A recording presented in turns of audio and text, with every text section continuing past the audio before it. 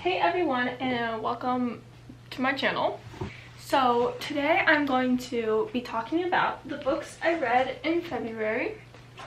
Since the beginning of the year, I've gotten very into reading books, hence the big stack of books.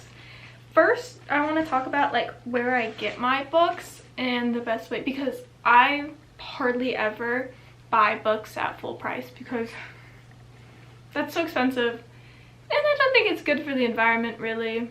So what I do instead is these two books I bought at a local bookstore, also with two books in my mini little bookshelf there. And I got these for really cheap. This was like $4 and this was like $3. Some bookstores might seem like they're really old and like they'll have no new books. I've gotten books that were fairly recently published at the bookstore. And then luckily this is a thing my school library has, but if you want to request any book, they'll get it for you for the library and then you just get to read it. So that's fun. And the way I keep track of my books is in this book journal. Don't mind the mermaid cover. If you're wondering what to do with a book journal, what I do, or a reading journal I guess, what I do is write down like the book and what I rated it, and then I have a little book goal. So my goal is to read 50 books by the end of the year, but it looks like I'm already gonna exceed that. A TBR, which is to be read, and then I have a little like reading challenges, and then each month I've done different things so far. I mean, there's only been 2 months, so for January I kept track of every book I read and the pages, and then February just wrote a little review about the book. So the first book I read was The Hate U Give, which is about a girl, why am I forgetting, oh, Star. And when she was really young, her best friend was killed by a drive-by shooting, and then she goes to, later on, she's like a teen, 16 years old, she goes to a party, meets up with a friend she hasn't seen in a while, and they drive off and the cops pull them over for something minimal, and something bad happens to her friend, and it just goes through the whole situation of a court case and the uprise and injustice that's happening in her life and in her neighborhood. It's pretty long. It's 430 pages. And I gave this like a 3.5 stars. It was very like a unique perspective, which I enjoyed. Just was a very long read, and it took me a long time to read this. The next book, which I just read online, is called The Cheat Sheet. It's like a friends to lovers book about this football guy, and he's been best friends with this girl for so long, and then they finally realize their feelings for each other throughout like the whole book. And I gave that a 4 stars. It was very cute, but it takes a very long time for them to get together, if they do get together. The next book is A Court of Thorns and Roses by Sarah James Maas, and this is like a pretty long series. I think there's like 5 books in it. I don't even know how to explain it, but it's definitely like fantasy fiction, but I gave this a 5 stars. It was really good, and I just started the next book actually today. Let's see.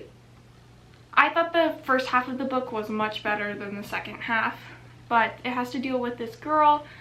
In this land, there's humans and there's like high fae, or fairies. The pronunciation I don't quite know.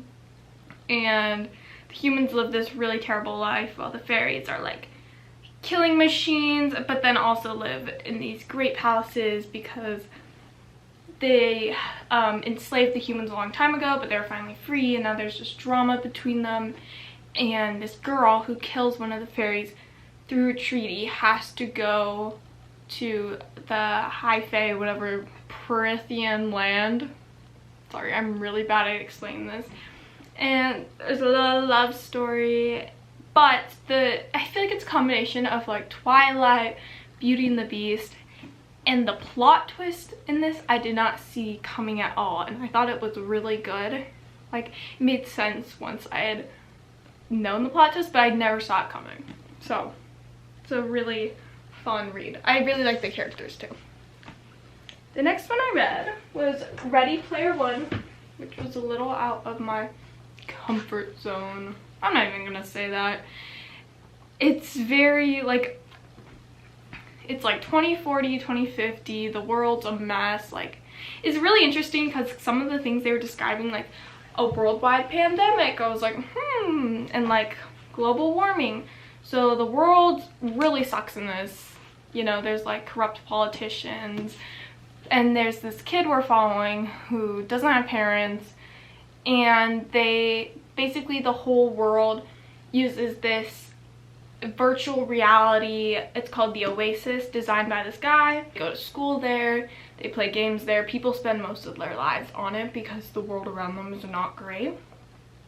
And when the guy who made the Oasis, the VR system, whatever, he dies, and he says, it's very much like Willy Wonka. Yes, the guy says that there's going to be this like treasure hunt, and whoever finds it gets to inherit the company and get hundreds of billions of dollars. So there's all these different people who go on scavenger hunts in the game, and no one can find it for like 5 years until this kid finds the first key to the first gate, and then from there he makes friends, enemies, lovers.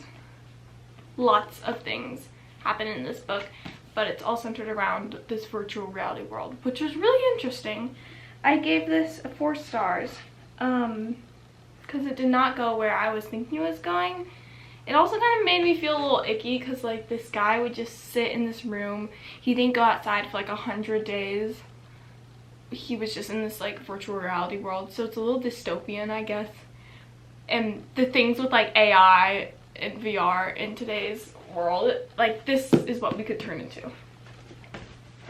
Next up, I read The Do-Over, which if you have never read Lynn Painter books, you definitely should. Better Than the Movies is one of my favorite books ever. This is about a girl, I keep saying girl, a teen, whatever, who goes to school and have a terrible day. Like, her boyfriend cheats on her, she loses a scholarship opportunity, and she wakes up and the next morning the day is repeating itself. It's also Valentine's Day, so you know, ties in with the February theme. And then this day keeps on repeating, but through it she realized that like, maybe my boyfriend isn't the best person, and meets this new person, and then stuff happens. I don't know if that was a good summary. It's a really good book. I think I gave it 5 stars. Yes. And then finally, I just finished this last night, Good Girl Bad Blood, which is the sequel to A Good Girl's Guide to Murder, which I had read like a year or so ago, so I forgot a lot of what happened. I gave this like 3.5, 4 stars, just because I think if I had read this immediately after the other one, it would have made more sense, because I just forgot some of the characters and why they were relevant. But if you like mystery books where you know where it's going and you could have a guess for like who it is, I would not recommend this, because like this, I just did not see who the killer was or whatever, who the kidnapper was at all. I had no idea.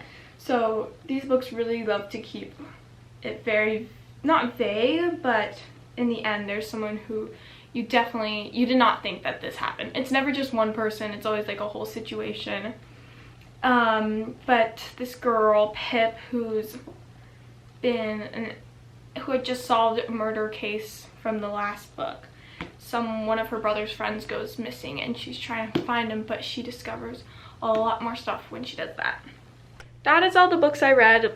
Let me know if you would ever want another one of these videos, because they're very fun and I love to read and talk to myself, which is basically what I'm doing here.